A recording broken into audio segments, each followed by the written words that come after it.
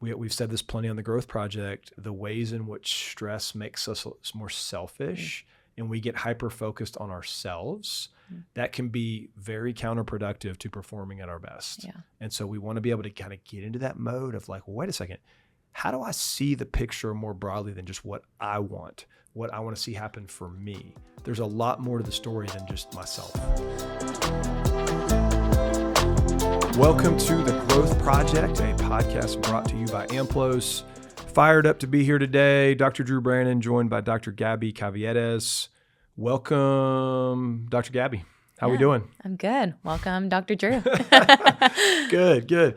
Yeah, you did a great job of kind of bringing today's discussion to the table because honestly, prior to you bringing this up, I had not heard of this event before. So let's start there, right? And so educate us, please. Inform us a little bit in that we're talking about I kind of like the way this rolls off the tongue, the Cocodona 250, right? The Cocodona 250. Cocodona 250. So let's start there. What in the world is the Cocodona 250? Well, it's interesting because it's not something I'm super familiar with. I'm not a runner, so I was actually quite surprised that you hadn't heard of it. Is that your way of kind of like questioning how legitimate of a runner? Yeah, how legitimate of a runner are you, Drew? No. Not in the ultramarathon sense. You've proven that. No, but it is so fascinating. The Cocodona 250 is a 250-mile ultramarathon. I believe it takes place in Arizona. It's kind of the toughest of the tough go there. I think it's so fascinating. I spoke a while ago on the podcast about my sister doing a 100-mile ultramarathon, and this just takes it to a whole nother level. Yeah, it really does. And that's not to minimize what she did. No. Or what anyone's done, because she was 100 miles, correct? Yeah, 100 miles. Yeah, this is a big space that I think it's more, very well could be that a lot of our listeners are not aware of how big the space of which ultra racing is. It's huge. So ultra racing exists not just in running. I mean, there's ultra forms of everything, whether it's riding a bike. They have this in paddling where people are paddling, whether it's a canoe or a kayak. They have swimming, but like any form of aerobic exercise that you can imagine, there is a huge space in what we call kind of the ultra category, whereas people are going like a really, really, really, really long time.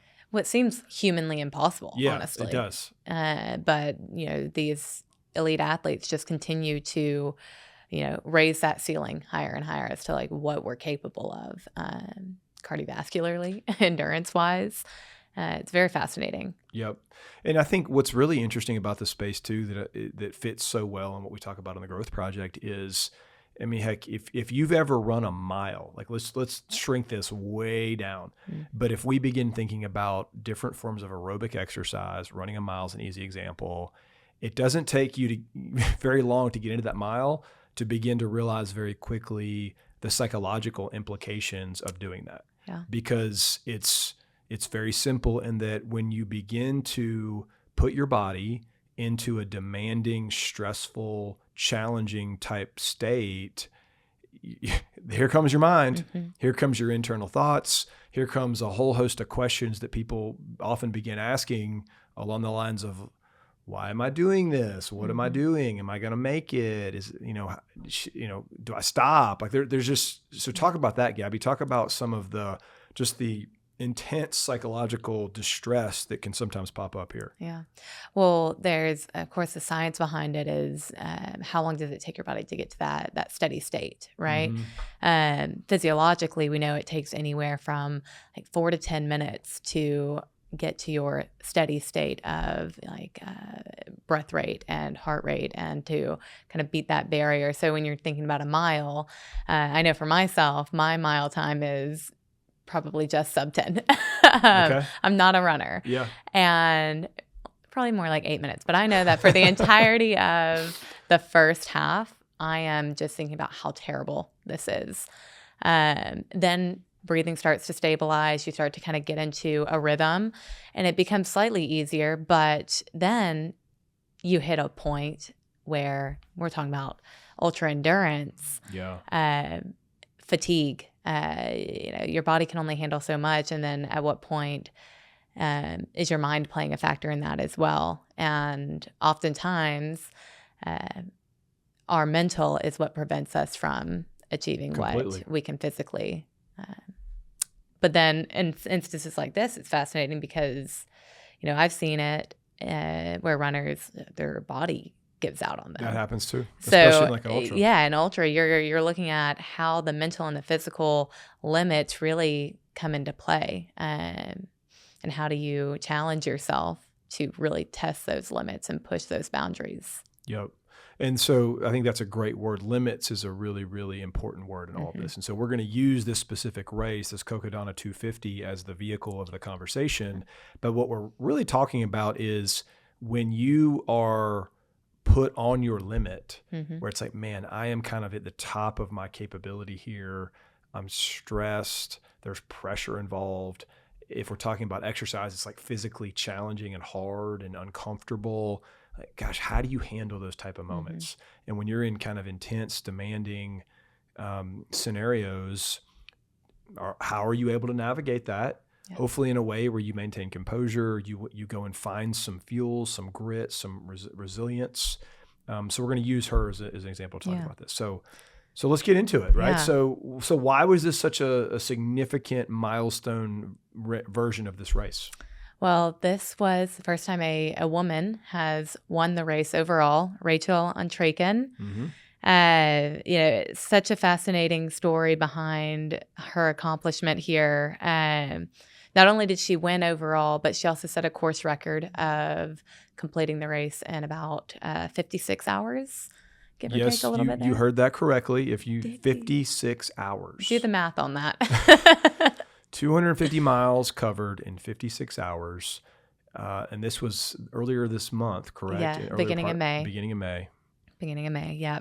And it was, fascinating as I was doing the research on her and her kind of mindset coming into this race and what her goals were coming into this race. And she had 3 goals. The first was to have women completing the race around the 60-hour mark.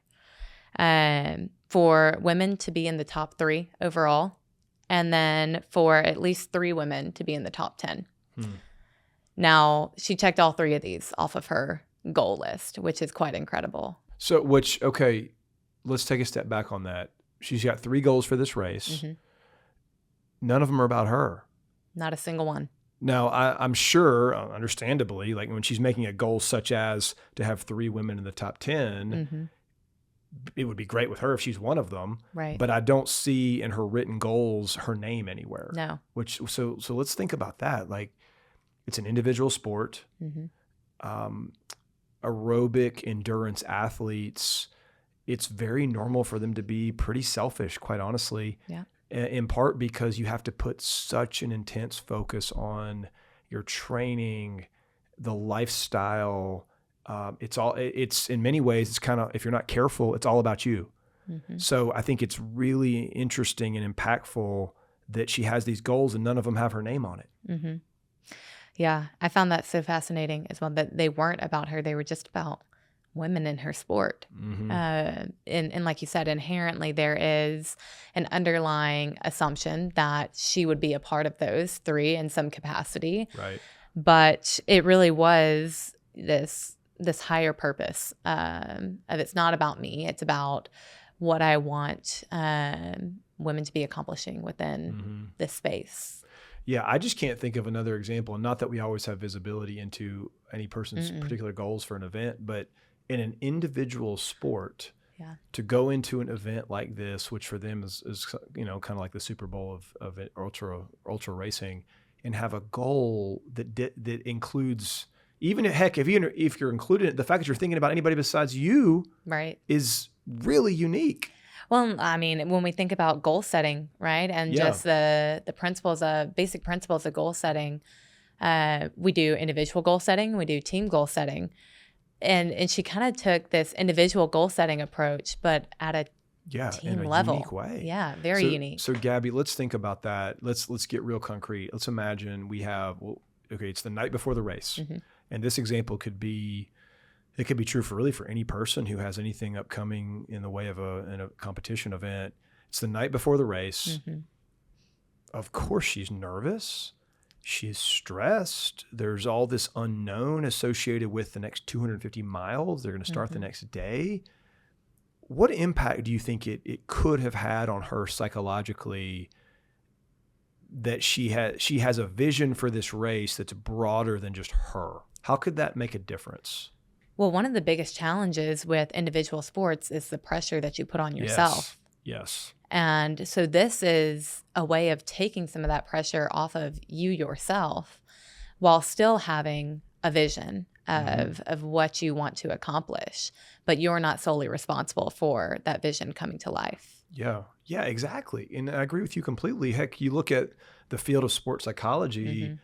Well, where did sports psychology really kind of get its start in a formal sports sense? Golf. Like, where would sports psychology be without golf? I'm not sure. And why is that? Because it's just you out there. Right. And it's hard. It's a solo job. It's a long day. It's a difficult sport with extremely small margins. And it puts a heck of a burden on people psychologically. And that's, in large part, why sports psychology got off the ground. Yeah. So very unique approach from a goal setting standpoint. Very unique approach. And like I said, all three of these were achieved, which means that not only did she accomplish things herself, but other women had to have been hopefully aware of these goals. Yeah, I was just wondering. I wonder if they were. Like, I'm sure she shared that. And I know the running community is very supportive of each other. Usually is. Yeah. So I'm sure she shared these goals with at least her inner circle of other women runners. But yeah, I mean, the fact that it took almost this team approach to accomplish all three of her goals. So I just want to make one final comment on that before we transition to our next part of our discussion here. And just, the next time you are staring down the tunnel of something that is creating pressure and stress, really would challenge you to take a deep breath, take a step back, and try to see at least a little bit of a bigger picture than maybe you're seeing in that moment. Because what's normal is, we've said this plenty on the Growth Project, the ways in which stress makes us more selfish and we get hyper-focused on ourselves, that can be very counterproductive to performing at our best. Yeah. And so we want to be able to kind of get into that mode of like, well, wait a second, how do I see the picture more broadly than just what I want to see happen for me? There's a lot more to the story than just myself.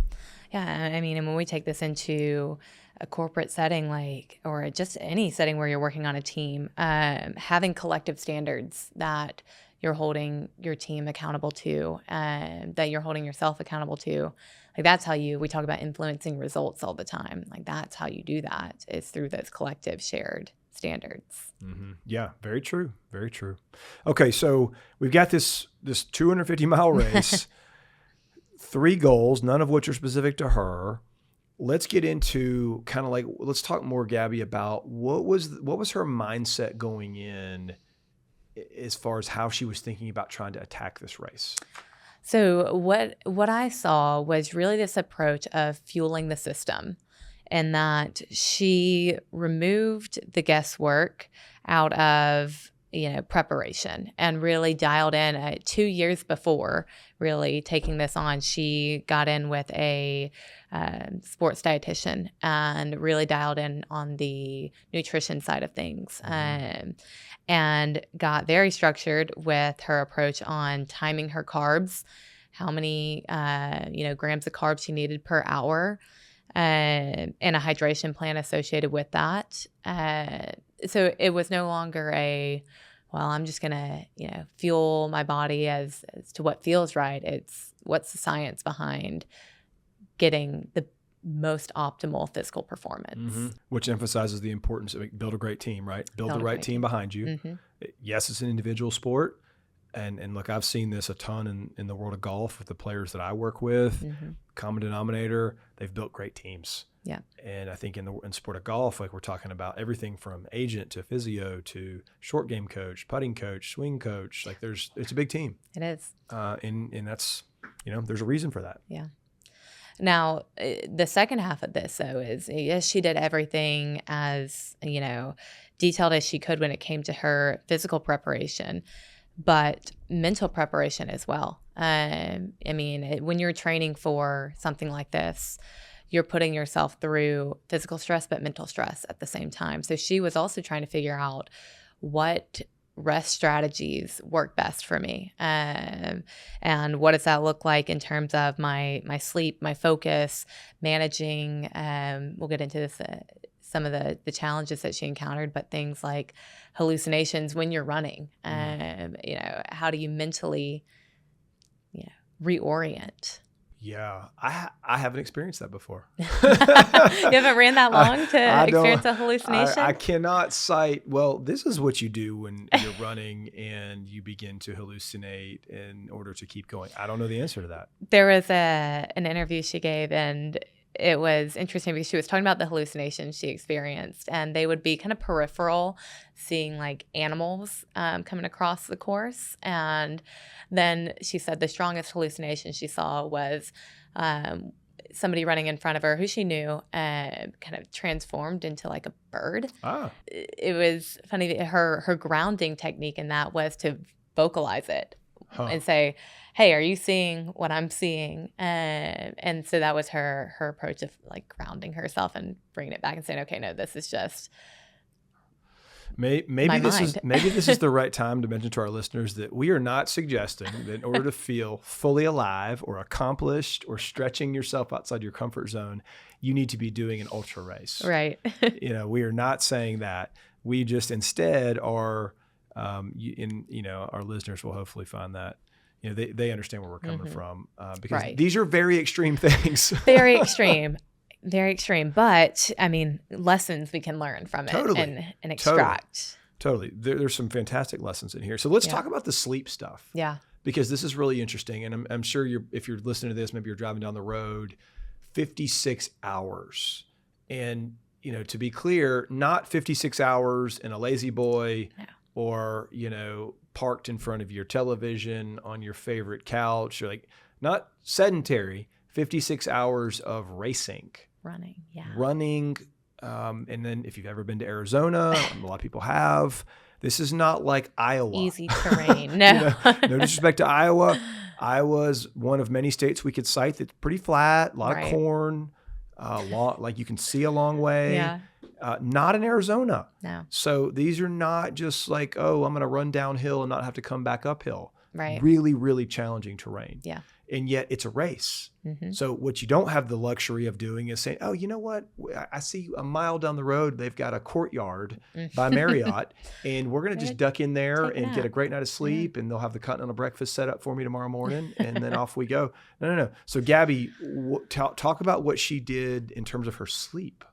Honestly, I'm not sure how it's humanly possible. Yeah, but what she did is she took 3 what she called dirt naps, totaling only 19 minutes across all 3. The first dirt nap she took was 5 minutes, so just 5 minutes of sleep. And then the other 2 were 7 minutes each throughout the race. That's hard to believe. And I get the dirt part. You're just laying down in the dirt, obviously. Yeah. And I think as well, she fell asleep while running one time too. Is that correct? Yeah. I don't know how you do that, but I guess if you're running that long, it's possible. Yeah. Yeah. It is. Not only is it crazy to think that you can sustain performance off of that little sleep, but I think about myself. How do you I don't fall asleep in 5 minutes. That too. I guess you set a timer 5 minutes. By the time you actually, granted, you're physically and mentally exhausted, so you probably fall asleep much faster. But you get 4 minutes of sleep, and then your alarm's going off to get up and start running again? Yeah, that's definitely hard to believe. I have a very rudimentary understanding of the science of sleep, but a very simple concept like sleep debt, which is very real, pretty straightforward. The longer you push past where you should be of getting sleep, you accumulate a sleep debt. Right. And the larger your sleep debt is, the harder it is to get out of bed. Mm-hmm. Can you imagine the sleep debt associated with this? And she gets up after 5 minutes? Yeah, it's, I'd be curious to go more into whoever was kind of coaching her on the science behind this. Yeah, me too. But, circadian rhythms, we can get into all of that. But, what I saw in in her explanation of this was that the goal of these naps was not to provide comfort or, to really feel well rested. It was to preserve her decision making, which is very interesting, very smart. interesting. So it was almost like like you're pulling off at the side of the highway and giving kind of like a jump start to your brain. Yeah, is really what that was. Exactly. It was like a massive cognitive recharge in the blink of an eye. Right. And so I think let's be sure we don't miss this as well, because obviously we are not advocating for, well, hey, as long as you get 19 minutes every 56 hours, you're good. We're not saying that. And most of us are not going to be, nearly all of us are not going to be doing something like this. Right. And we also don't want to advocate for trying to create some kind of unhealthy pattern with sleep. However, having said that, what is really relevant here to me and interesting and cool is we're all going to have those periods of time where there's just a lot going on. And maybe it's personal, maybe it's professional, maybe it's both, but you're going to have these periods of where, you're not getting as much sleep as you would otherwise. Yeah. And although we don't want you doing that for a long time, the body is unbelievably resilient. The body and the mind are just incredibly resilient. When you can't give your brain and your body what it needs, it's amazing how it adapts. It is. It's incredible. Yeah. Yeah. And, I go back to some of the research I was doing in the space of mental rest. And one of the principles that we found was around micro recovery. And that's exactly what this is, like these short bouts of rest or relaxation to allow your mind, your cognitive and your emotional states to re-energize or to have that quick shut off so that then they can come back and activate again. I think that that's the application piece here, is that when you are in those seasons of busyness and you're not getting as much sleep, or you're just having a really busy day, finding 2 to 3 minutes to just close your eyes for a second, or, detach for a minute, and the effect that can have on your decision-making skills, on your cognitive processing, emotion regulation, all of these areas. Yep. It makes me think about, and this is probably a little more applicable to a lot of our listeners on this micro breaks. I can remember I had, there was a business leader, company leader I was working with years ago, and we were talking one day about some of his like year in and year out practices that he had figured out over time. And so he gave me this example. It was really interesting, as he said, for years, he and his family, they would go on vacation for like 2 weeks. So once a year, they would go do something for 2 weeks. Yeah. And then the remainder of the year, he would barely vacation at all.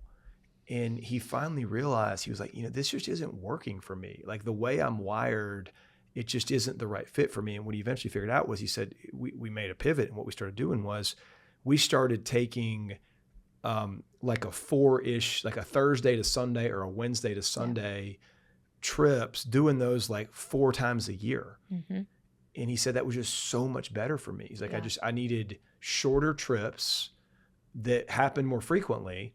And it's exactly what you're saying, of like, it's when we can create more consistent, don't need to be huge. No. I mean, heck, a Thursday to Sunday, that's a great getaway. Great getaway. There's ways to do this in smaller pieces that allow you to do it with more frequency. Yeah. And same thing with athletes. Like when I was working at the collegiate level, burnout was so prevalent in those that they would get to the point of saying, I just need a 2-month break from my sport. Right. I need whole summer fully away from my sport. Yep. But when they were able to kind of have those mini breaks throughout the year, throughout the school year, the season, it really mitigated that drastically. Yep, that's exactly right. And it's not easy to do that in college athletics. It's hard to find those times, but if you don't find those times, that's kind of where you end up. Exactly what you just described. All right, so just to close the loop on the sleeping thing. Yeah, I'm not going to forget that stat anytime soon. I mean, that is just incredible. 19 minutes over 56 hours. I don't feel the need to ever know what that felt like. So, and hey, maybe for some, if we've got any listeners who are new parents dealing with a newborn, Yeah. maybe this is helpful for you, realizing that. Maybe a source of encouragement. I know you only got 3 hours sleep last night, but hey, she got 19 minutes. Okay, so let's get into, there is, and this is true for really any ultra race, Gabby, there is a massive problem solving component that unless you are doing that well and pretty good at it, you can't win. Right. So what are some of the problems that we know she had to be solving? Well, the first is obviously fatigue. And that shows up in a multitude of ways. It shows up in physical pain, shows up in mental exhaustion, and physical exhaustion, cramps. The list goes on and on as to how that shows up for fatigue. I spoke briefly on the hallucinations piece, but then that shows up as something you have to problem solve, right? And regrounding yourself. And then there's constant setbacks, whether that be terrain, whether that be you have to stop because you depleted your carbohydrates sooner than you expected to, or maybe your shoelace comes untied.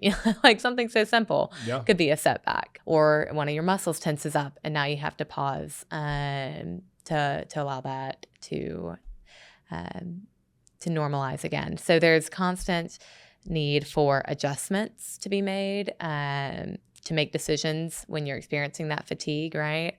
As to, do I stop? Do I keep pushing? I go back to my sister's experience, and around the 75-mile mark, she blew her knee out. I remember this. Yeah. Yes. So she blew her knee out around the 75-mile mark, and she had to make a decision in that moment. Do I keep going or do I call it? She kept going. But I can imagine, like, how do you decision making under such stressful conditions? Like, that is not an easy thing to do. Yeah. And I think the key here, to me, the key lesson is, it's one thing to make decisions in situations that have some type of precedent, have a playbook, have a blueprint, have the ability to kind of consult with your team. None of that is true in these situations. No. It's just you. There is no precedent. Every decision, almost every one of these is kind of a novel, never been here type moment. Right. And yet you've got to consider all the variables that you can process, realistically process, feel the stress of the moment, and make decisions. Yeah. Really tough stuff. Very tough. Okay, Gabby, so we know that the problem-solving challenges in an ultra race are complex, they're tough. You think about this as a person is sleep deprived, they could be low on calories. Yeah. They're not in their best state by any means, and yet I got to make critical decisions. Yeah. What is a really simple framework someone could fall back on and use in situations such as these?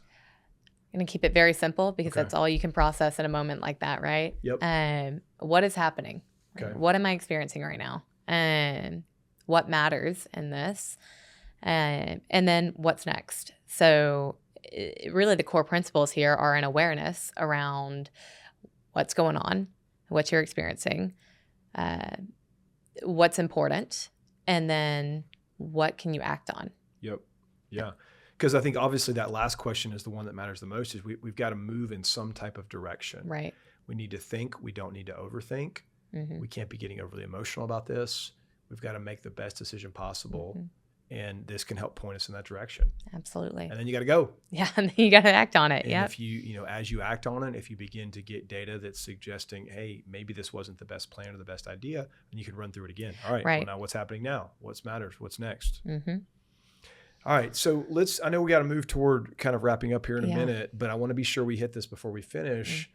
I'm always really intrigued by a person who believes they can do something they've never done before, whatever that might be.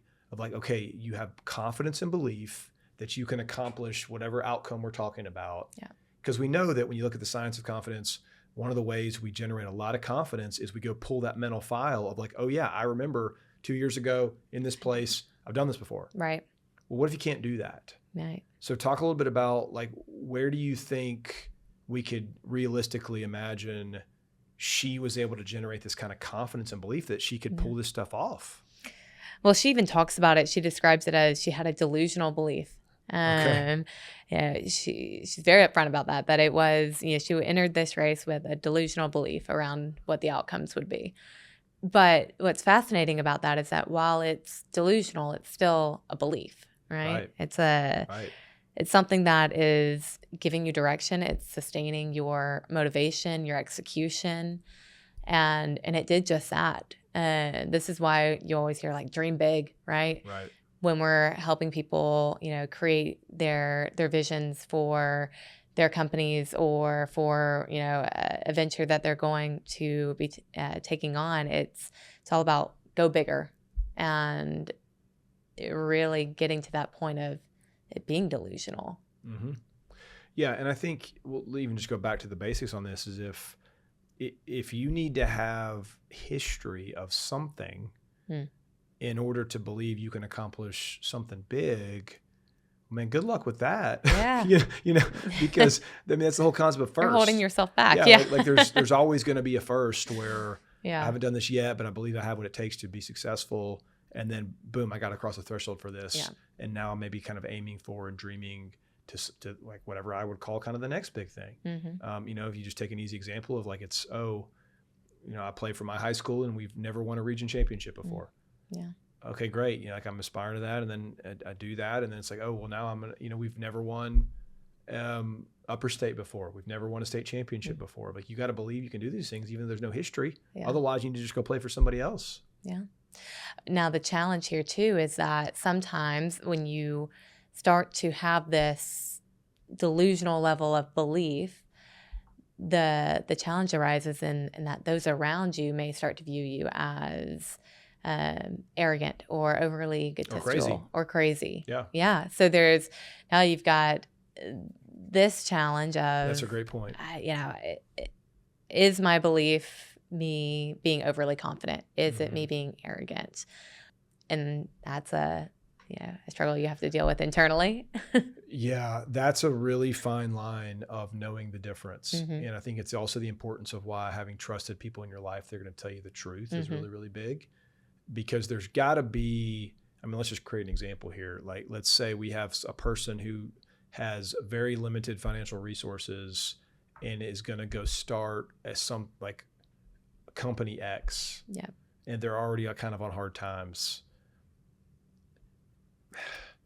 On the one hand, no one wants to shut down a person's dream. And so that's where I think it becomes more probably a discussion of like, maybe not right now. It's not a no, it's not right now. Right. But if you're thinking about what we call, you have a delusional belief, I sure hope at least one other person who can be reasonably objective has said, I think this is a good idea. Yeah. Like push yourself. Yeah. Yeah. Like you're not crazy to be leaning into that. Like check yourself at least a little bit, please. Yeah.